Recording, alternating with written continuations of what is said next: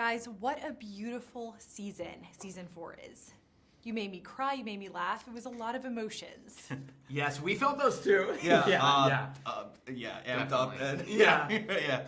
Chris, I want to start with you because Matthew's character often grapples with feelings of unworthiness, and of course, redemption is a big part of his story.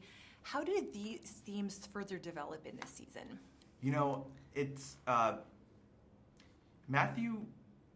That's always going to be a part of Matthew, right? But then, you know, he has someone like Jesus that really tells him to kind of value himself and see himself, but also it provides confidence in him. And you're going to see him grapple with certain obstacles that happen, and you probably know what I'm talking about. And in the first screenings of episodes 1 to 3, you'll see a good moment where you know, Matthew's presented with something that he will learn from, and it helps him overcome these challenges, which the audience can learn from, and you're gonna see him just try to be his best, do his best, because that's what Matthew just really wants to do. You know, he just wants to be the best version of himself. Oh, he does, and that's why everybody loves him. We all relate to that character. Now, Noah, Andrew's character, he is faithful and he's loyal, and those are so central to who he is.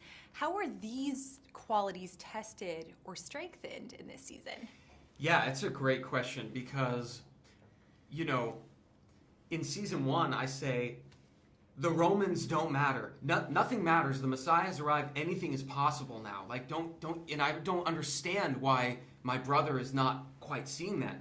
But what we realize is just because Jesus has arrived doesn't make life easy. Not all the questions are answered. If anything, it becomes more tumultuous. It becomes more difficult in some ways. And so I think there's a lot of wrestling with, I understand this message. I'm trying to integrate it into my life.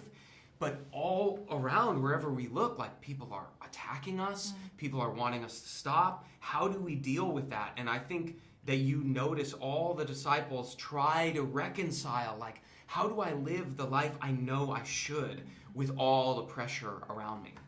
You know, this season I would describe it as emotionally intense. How did you prepare for some of these more emotionally intense scenes, especially as the narrative starts to push more towards the crucifixion of Jesus? To be quite honest, there's not much preparation. I'm sitting next to a family member, basically. Our cast is so close that I can just look into their eyes and feel that moment. So when you see these moments that Matthew has with Jesus this season, or Matthew has with Mary and everyone, and Peter, and it's just the connection, and it's so freeing to kind of say that, because we're so, as artists, tied into preparation, right? But coming to set and just being who we are and feeling that emotion because we're so close is what's kind of helped me get through these emotional moments of the scene and season. Yeah. No, Paris and Noah, you can't walk away from reading the scriptures, you know, playing in this series without being spiritually transformed or impacted. How has your personal spiritual journey changed or transformed since starting The Chosen? I came into the show like totally from the outside of that world. I'm Jewish. I didn't know what that was going to be like. I was pretty nervous about entering into that space, and was met with totally open arms, like the opposite of what I was fearful of, and it really opened my eyes. And so much of the message is about love, about acceptance, and so to me, I was like, wow, I want to be, you know, a part of this family telling this story. And we all, no matter what, you know, walk of life, belief system we have, we all just try to tell the story the best way we possibly can and bring our gifts and our love to it. And I think that's why the show has resonated, because, you know, we're doing the best to tell it as authentically and humanly as possible.